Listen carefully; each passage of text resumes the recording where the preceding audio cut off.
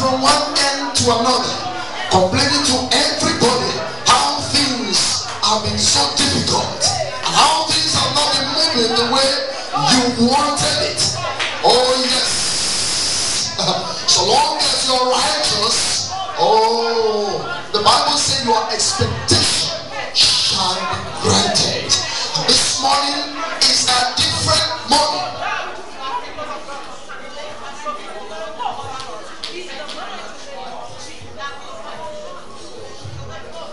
Now I want you to pray. Now we have this joy.